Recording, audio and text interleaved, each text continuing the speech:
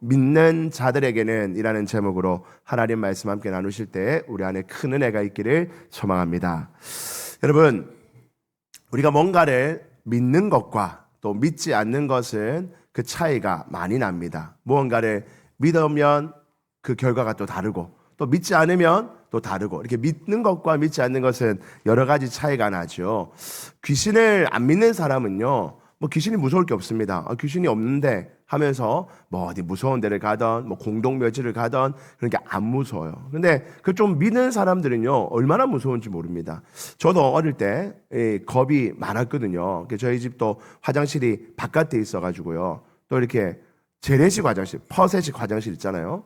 그럼 그런 얘기가 얼마나 많아요. 무슨 휴지를 줄까, 무슨 휴지를 줄까, 온갖 얘기가 많잖아요.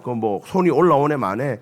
그런 얘기를 들으면요, 밤에 아저씨가 이렇게 얼마나 무서운지 모릅니다. 아마 여기 어른들 아마 다 그렇게요. 근데 안 믿는 사람은 하나도 안 무섭겠죠. 안 믿는 사람은 그런 게 어딨어, 에이 하면서 안 무섭게 했을 겁니다. 여러분은 어떠십니까? 우리나라에도 각종 미신이라는 게 있죠.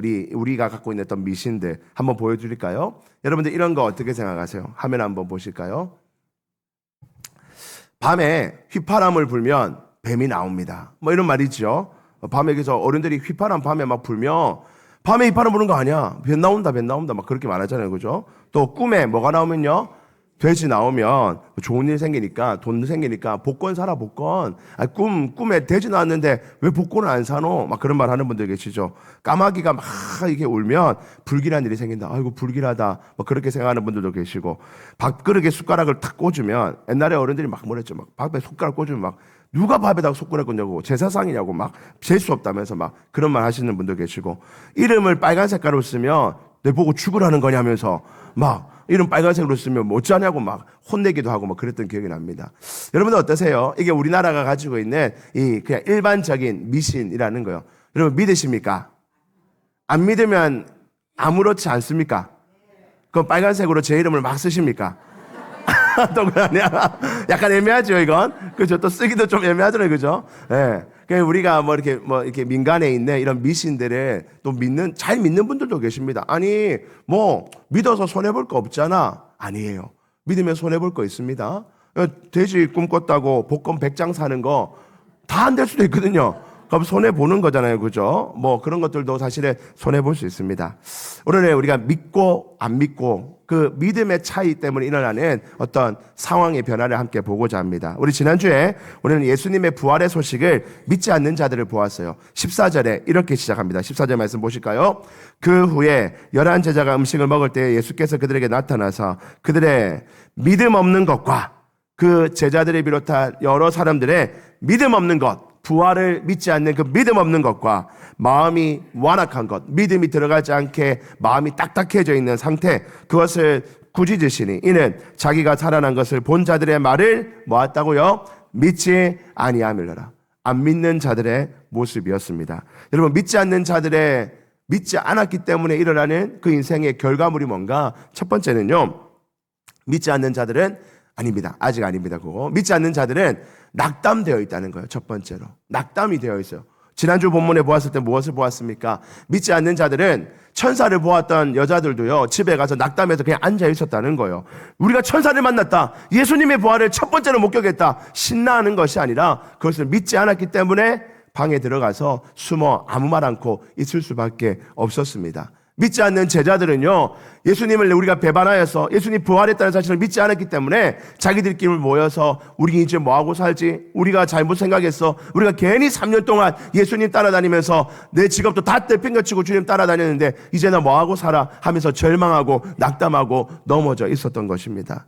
예수님을 믿지 않으면, 예수님의 부활을 믿지 않으면 첫 번째는 낙담하고 좌절한다는 거예요.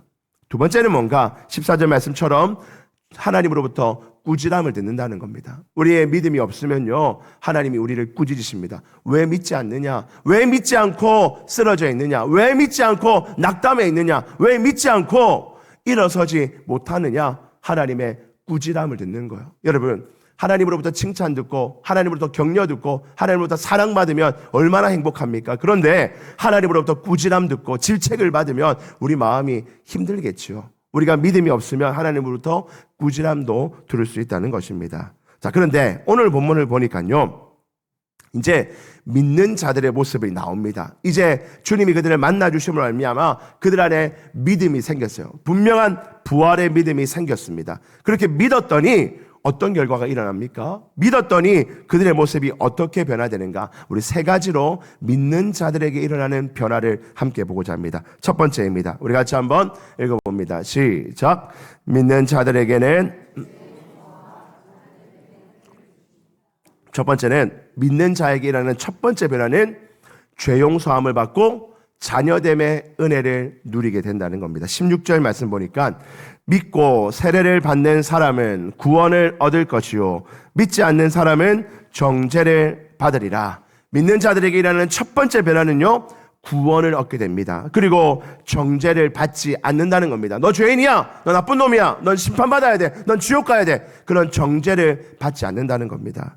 첫 번째, 죄 용서의 은혜가 우리 안에 있다는 것입니다. 우리가 예수를 믿으면 예수님이 우리를 위하여 이 땅에 오시고 그 예수님이 나를 위하여 죽으시고 부활하셨다는 그 부활의 신앙을 우리가 믿으면 우리 안에 죄 용서의 은혜가 일어난다는 것입니다. 사랑하는 성도 여러분, 이 땅에 많은 인생의 문제들이 뭡니까? 죄입니다. 죄. 이 땅에 많은 갈등과 어려움과 고통과 힘듦의 원인이 뭡니까? 인간의 죄라는 것입니다. 이 나라가 참으로 혼란스럽고 어려운 상황이죠. 그 원인을 파고 들어가면 그 원인의 가장 근본은 무엇입니까? 인간들의 죄라는 것입니다. 어떤 한 사람의 죄, 어떤 정당의 죄, 그것을 논하기 이전에 인간의 죄로 말미암아 인간은 갈등하고 싸우고 분노하고 폭력을 행사하고, 그것이 인간의 모습이라는 겁니다. 우리 인간의 죄로 말미암아 이 땅은 갈등하고 아파하고 고통합니다. 우리 개인으로도 그렇습니다. 여러분들의 인생에 여러 가지 수많은 어려움들과 문제들에 근원적인 문제를 말한다면 죄의 문제입니다. 죄로 말미암아 우리는 좌절하고 낙담하고 쓰러져 있을 수밖에 없죠. 그러나 우리가 예수 그리스도를 믿으면, 예수 그리스도의 부활의 그 기쁜 소식을 믿게 되면 가장 먼저 일어나는 변화는 죄 용서함을 받는다는 것입니다. 로마서 3장 말씀에 보니까 우리가 너무나 잘 아는 말씀, 우리 같이 한번 읽어봅시다. 시작. 모든 사람이 그리스도 예수 안에 있는 속량으로 말미암아 하나님의 은혜로 값없이 의롭다 하심을 얻은 자가 되었느니라. 아멘.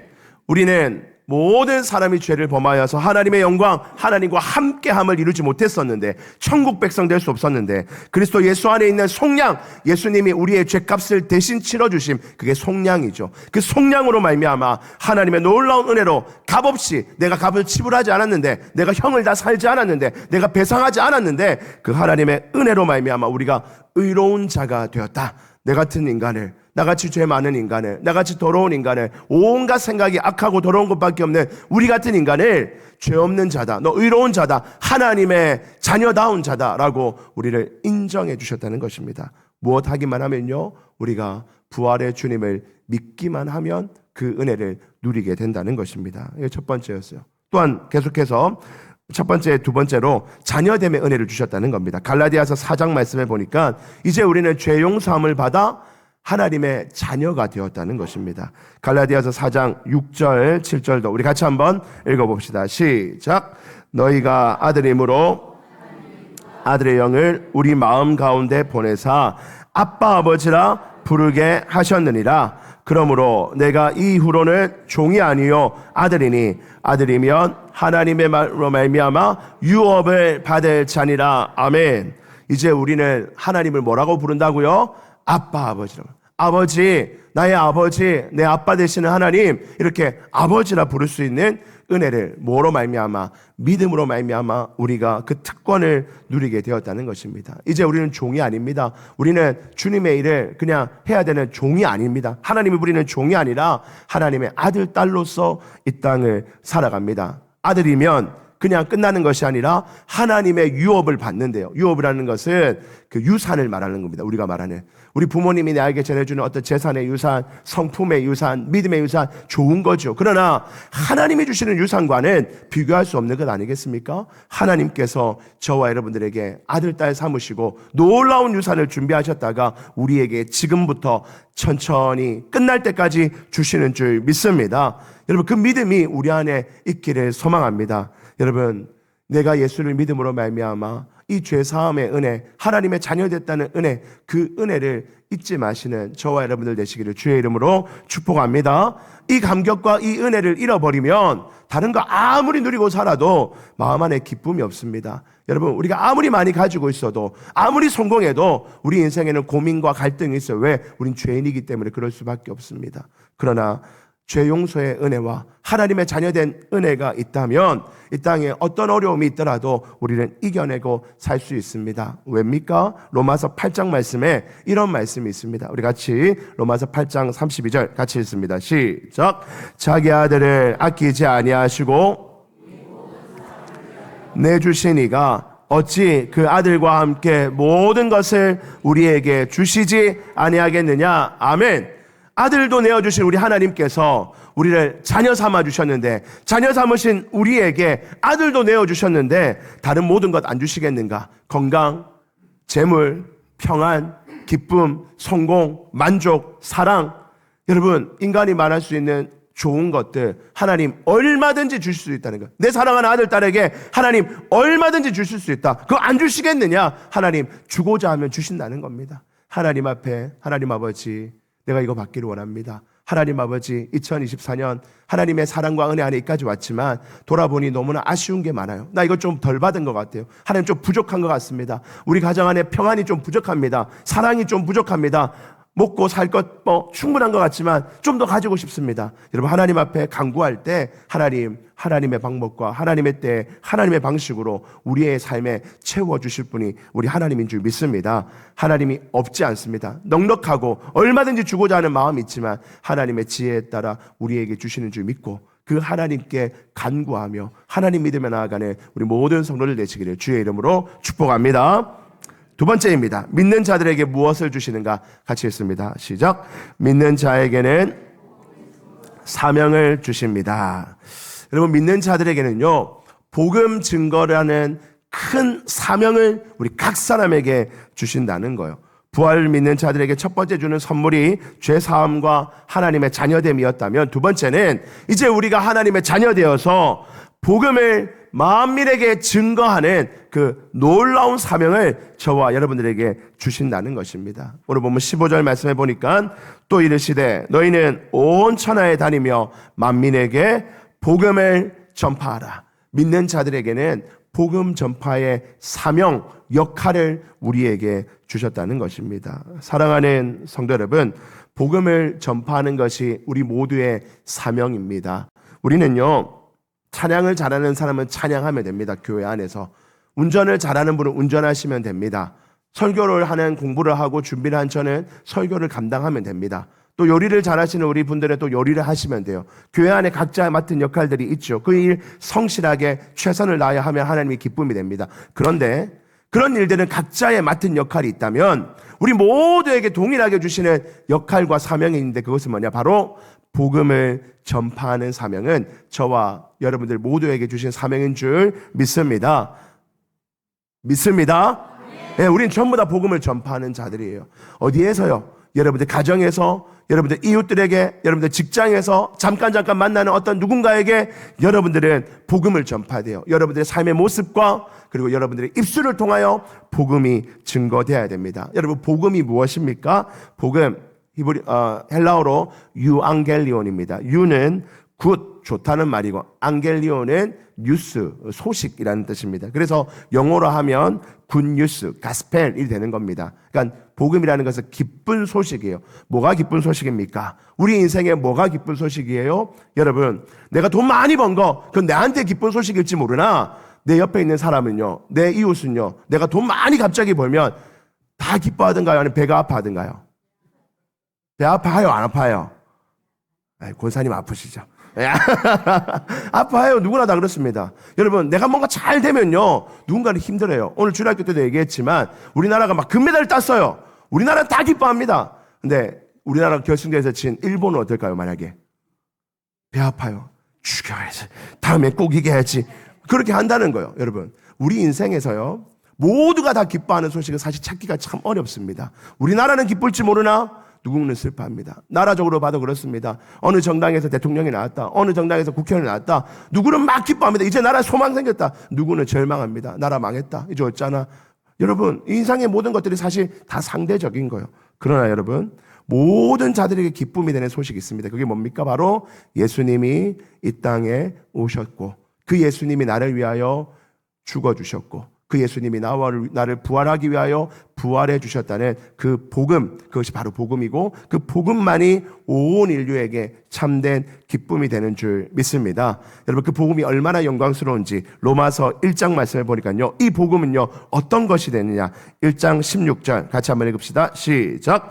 내가 복음을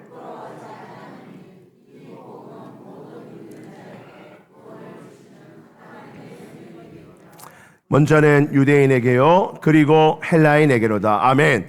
여러분, 바울이 말합니다. 내가 복음을 부끄러워하지 아니한다. 세상에 많은 지식들 다 가졌던 바울이지만 내가 그들 뭐지 수학도 잘하고 역사도 잘하고 철학도 잘하고 언어도 잘하고 다 잘하는 거, 내가 그거 자랑하는 것이 아니라 내가 정말 자랑할 한 가지는 복음을 안다는 겁니다. 복음을 내가 부끄러워하지 아니한다. 내가 복음을 자랑한다는 말입니다. 왜? 복음이 하나님의 능력이 되거든요. 모든 믿는 자에게 구원을 주시는 하나님의 능력이 이 복음 안에 담겨있기 때문에 내가 그 복음을 알고 그 복음을 전파하고 그 복음을 통해 살아간다는 사실을 바울은 기뻐하고 자랑하고 있다는 것입니다. 17절에 보니까 복음에는 하나님의 의가 나타나서 믿음으로 말미암아 믿음에 이르게 하나니 기록된 바 오직 의인은 믿음으로 말미암아 살리라 함과 같으니라. 오직 믿음으로 말미암아 살아가게 하는 것, 그것이 바로 복음의 능력이라는 것입니다. 그러므로 사랑하는 성도 여러분, 오늘 주님을 우리 믿는 자들에게 그 복음을 전파하라고 명령을 주셨습니다. 목사님, 저는요 제 믿음 지키는 것도 참 힘듭니다. 우리 집에서 나 믿음 하나 잘 지키는 것도 힘들어요. 그 사람에게, 우리 가족 누군가에게, 우리 친척 누군가에게 예수 믿으세요, 예수 믿어봅시다, 그 말하는 건 너무 힘듭니다. 우리 집 분위기에서 어려워요. 그런 성도님들 아마 많으실 겁니다. 여러분, 참 어려운 거 너무나 잘 압니다. 그럼에도 불구하고 하나님은 여러분들에게 사명을 주셨어요. 어떻게 해요? 지금 당장 그 사람은 끄집어다 교회에 앉혀놓고 지금 당장 복음을 다 전하고 그렇게 못할지언정 주님 앞에 기도하면서 하나님, 언젠가 이 가정이 변화될 줄 믿습니다. 언젠가 이 사람 변화될 줄 믿고 내가 그를 위하여 할 수 있는 것이 무엇입니까? 성실히 기도하고 그를 위하여 사랑하고 남보다 더 헌신하고 최선을 다하여 삶을 통해서 그를 주님께로 인도할 그날을 꿈꾸며 내가 살아갑니다. 여러분, 복음을 준비하는 자의 삶의 모습이라는 것입니다. 그래서 베드로전서 3장 15절 말씀해 보니까 너희 마음에 그리스도를 주로 삼아 거룩하게 하고 너희 속에 있는 소망에 관한 이유를 묻는 자들에게는 대답할 것을 항상 준비하되 온유와 두려움으로 하라고 명령하고 있습니다. 여러분, 이 구절이 무슨 의미입니까?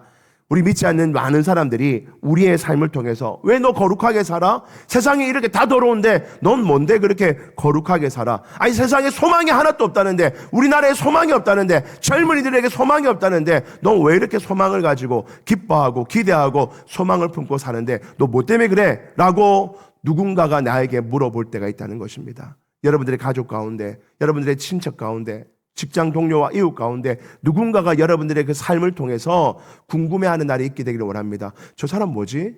저 사람 뭔데 저 사람에게는 기쁨이 있지? 저 사람 몸도 아프잖아. 저 사람 가진 것도 얼마 없는데? 자녀들이 막 성공한 것도 아닌데? 저 사람 왜 행복해하고, 왜 감사해하고, 왜 기뻐하고, 왜 자기 거를 나누며 살까? 궁금해하는 그날이 있을 터인데, 그때 대답할 것을 항상 준비하랍니다. 우리가 대답할 것이 무엇입니까?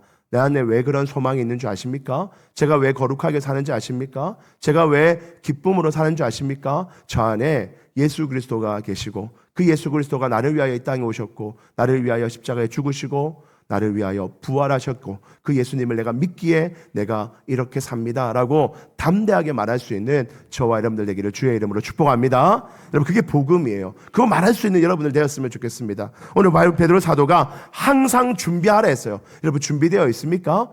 준비되어 있어야 돼요. 여러분, 우리 교회 보면 뒤쪽에 가면 전도지도 있고요, 때로는 휴지가, 때로는 물티슈가, 전도지가, 뭐 건빵이, 다양한 것들이 있어요. 여러분, 그 안에 보면요, 열어보면, 전도지 열어보면 뭐 어려운 내용 없습니다. 1번, 2번, 3번, 4번만 딱 읽어보면 보통 4개로 되어 있어요. 사형리로 되어 있어요. 4개로 딱 되어 있습니다. 그 4개만 열심히 읽어보고 한 3번만 읽어보면 누구에게든지 말할 수 있어요.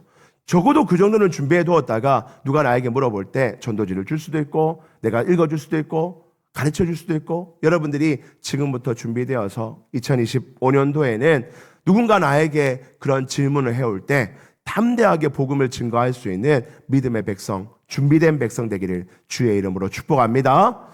마지막 세 번째입니다. 우리 같이 한번 읽어봅시다. 세 번째 같이 읽습니다. 시작. 믿는 자에게는 권능을 부어주십니다. 아멘. 마지막 세 번째, 믿는 자에게는 그 사명을 감당할, 복음 전파의 사명을 감당할 권능을 부어주십니다. 권능은 두 글자가 합쳐진 겁니다. 권세와 능력입니다. 우리할 수 있는 자격을 말하는 거예요. 권세라는 것은 내가 자격이 생겼다는, 그 다음에 능력을 우리에게 주신다 하십니다. 하나님이 우리에게 복음 전파해라, 너 가서 너 가족 구원시켜라, 너희 직장 변화시켜라, 너희 이웃에게, 너 친구에게 복음을 전하라 하면서 네 혼자 해라, 네 혼자, 네가 고민하고 네 힘 가지고 네가 준비해서 네가 다 해라 라고 말하지 않으세요. 하나님은 우리에게 권능을 주십니다. 내가 도와줄게, 내 힘을 줄게, 내 권세를 줄 테니까 네가 그 일을 하라라고 우리에게 힘을 주신다는 거예요. 오늘 본문 17절 18절을 보니까요, 우리 예수님이 제자들에게 먼 미래에 가서 복음을 전파하라 하면서 그냥 보내지 않습니다. 17절 말씀 볼까요?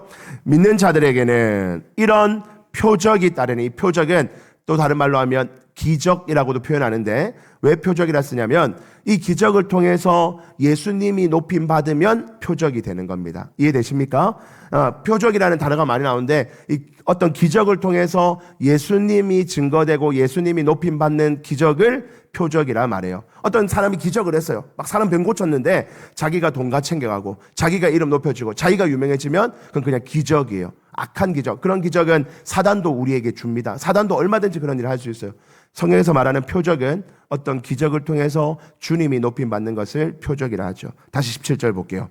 믿는 자들에게는 이런 표적이 따르느니, 어떤 표적입니까? 곧 그들이 내 이름으로 귀신을 쫓아내며 새 방언을 말하며, 18절 같이 읽습니다. 시작. 뱀을 집어올리며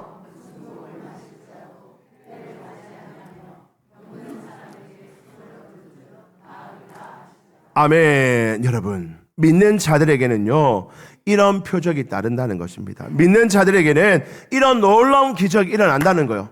우리가 믿어도 우리 인생에 이런저런 일이 생깁니다. 오늘 17, 18절에 보니까 귀신을 쫓아낸다 할 때, 귀신을 쫓아내기 전에 뭐가 있습니까? 귀신이 만나는 거예요. 귀신을 만나서 고통당하고 어려운 일이 우리 인생 앞에 있을 수 있습니다. 뱀을 집어 올린다는 말은 뱀을 집어 올리기 전에 뱀을 만나서 놀라고 뱀 때문에 두려워하고 고통받는 시간도 분명히 있다는 것입니다. 독을 마실지라도 해를 받지 않는다는 것은 우리 인생에 독이 있다는 겁니다. 암에 독이 있고 여러 가지 악한 것들이 우리를 괴롭히는 일이 있다는 것입니다. 병든 사람에게 손을 놔은 즉 나을 거라 했는데 낫기 이전에 고통하고 아파하는 순간이 분명히 있습니다. 믿는 자들에게도 그런 어려움과 아픔과 고통의 순간을 반드시 함께하죠. 그러나 믿는 자들에게는, 예수 이름을 믿고 그 예수님을 붙들고 그 예수님과 함께 살아가는 자들에게는 그 모든 어려움을 이겨낼 표적, 능력과 힘을 하나님이 우리에게 주신다는 것입니다. 믿으시길 바랍니다. 사도행전 1장 8절 말씀에 오직 성령이 너에게 임하시면 너희가 무엇을 받는다고요? 권능을 받고 예루살렘과 온 유대와 사마리아와 땅끝까지 이르러 내 증인이 되게 하신다 하셨습니다. 여러분, 여기 나오는 권능이라는 단어가요 헬라어로 두나미스입니다. 두나미스. 이 두나미스가 변형되어서 다이나마이트가 나옵니다. 우리가 아는 다이나마이트 있죠? 폭발하는 거요. 그 다이나마이트라는 단어가 헬라어 두나미스에서 나온 단어입니다. 다이나마이트가 뭡니까? 엄청난 폭발력을 가지고 힘을 발산하는 것이 다이나마이트죠. 두나미스가 그거라는 겁니다. 하나님이 우리에게 권능을 주시는데 보잘것없는 힘이 아니에요. 그냥 보잘것없는 능력이 아니라 마치 다이나마이트가 터질 것 같은 그런 힘과 능력을 저와 여러분들에게, 믿는 자들에게 주신다고 약속하고 계십니다. 여러분, 그 힘이 어디에서 나오는가 봤더니요, 그 힘은 예수 그리스도의 이름에서 나오는 거예요. 우리가 열심히 기도하고 우리가 뭔가 봉사하고 우리가 어떤 헌신해서 받는 그런 것이 아니라 예수 이름을 의지할 때 나온다는 겁니다. 고린도후서 12장 9절 10절 말씀을 보니까 이런 놀라운 말씀이 있습니다. 우리 같이 한번 9절 10절 읽어봅시다. 시작. 나에게 이르시기를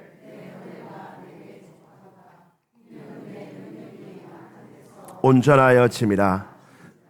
그러므로 도리어 크게 기뻐함으로 나의 여러 약한 것들을 대하여 자랑하리니 이는 그리스도의 능력이 내게 머물게 하려 함이라. 10절. 그러므로 내가 그리스도를 위하여 약한 것들과 능력과 궁핍과 박해와 공거를 기뻐하나니 이는 내가 약한 그때의 강함이라. 아멘. 여러분, 우리가 약할 수 있습니다. 우리가 이 땅을 살다 보면 힘이 없어 보일지 모릅니다. 나 같은 것이 무슨 복음을 전합니까? 나 같은 것이 무슨 선한 능력을 전파합니까? 우리같이 작은 교회가 무슨 세상을 변화시키고 세상에 소망을 주고 행복한 공동체가 됩니까? 여러분, 우리의 모습을 보면 한없이 부족하여 한없이 연약하여 그거 일할 수가 없죠. 그러나 오늘 고린도후서 말씀처럼 내가 약한 그때에 내 약함 가운데 예수님의 능력이 드러나는 거예요. 우리는 약합니다. 주님, 그래서 우리가 주님의 이름으로 기도합니다. 우리는 약해서 주님을 닮아가려고 노력합니다. 저의 성품 가지고는 누구 전도 못합니다. 나같이 이 나쁜 성품 가지고 누구에게 좋은 마음을 줘서 전도합니까? 저는 안 되지만 내 안에 예수 그리스도를 굳게 붙들고 내 안에 예수님이 드러나게 할 때 나는 약하지만 내 안에 계신 주님으로 말미암아 약할 때 강함 되시는 그 주님으로 말미암아 내가 주님을 증거하고 복음을 전하며 어려움을 극복하고 이겨내며 살아갑니다. 여러분들이 주님의 이름을 꽉 붙들고 나아갈 때 주님의 이름을 강하게 붙들고 나아가며 나를 드러내고 내 어떤 본성을 드러내는 인생이 아니라 주님을 드러내고 싶습니다. 주님을 높여드리고 싶습니다. 예수님만 높여드리고 싶습니다. 내 어떤 생각, 내 고집, 그 관철시키는데 힘쓰는 것이 아니라 우리 주님이라면 어떻게 하셨을까? 우리 주님이라면 이 능력을 어떻게 쓰셨을까? 우리 주님을 굳게 붙들고 나아갈 때 여러분, 그 주님으로 말미암아 두나미스, 권능이 여러분들에게 전파될 것이고 그 권능으로 말미암아 여러분들의 삶이 사명을 감당하는 삶, 복된 삶, 가치 있는 삶, 하나님이 기뻐하는 삶이 되실 줄 믿습니다. 말씀을 정리합니다. 사랑하는 성도 여러분, 믿는 자에게는 죄 용서와 자녀됨의 은혜가 먼저 주어집니다. 그것까지는 아마 여기 계신 모든 성도님들 이미 벌써 받았습니다. 그 다음은요, 그 믿는 자에게는 복음 증거의 사명을 허락해 주십니다. 목사님, 젊을 때 해야죠. 젊을 때. 복음 증거도 젊을 때 하는 거지 늙으면 못합니다. 네, 이제 현직 다 떠났고 은퇴했고 내가 뭘 사람 만납니까? 힘도 없는데 이제는 안 합니다. 여러분, 아니라는 거예요. 복음 증거는 때와 장소를 가리지 않고 누구나 가리지 않고 언제든지 우리가 살아있는 그날까지 우리는 할 수 있습니다. 왜요? 내 힘 가지고 하는 게 아니거든요. 내 체력 가지고 내 재력 가지고 하는 게 아니라 하나님이 주시는 권능 가지고 하는 것이기 때문입니다. 여러분들에게 하나님의 권능이 주어져서 그 권능으로 말미암아 복음 증거하는 삶 살아 하나님께 영광이 되는 복된 인생, 그리하여 언제나 어느 때나 가치 있고 존경받고 사랑받는 하나님의 백성으로 살아가는 우리 모든 성도들 되시기를 주의 이름으로 축복합니다.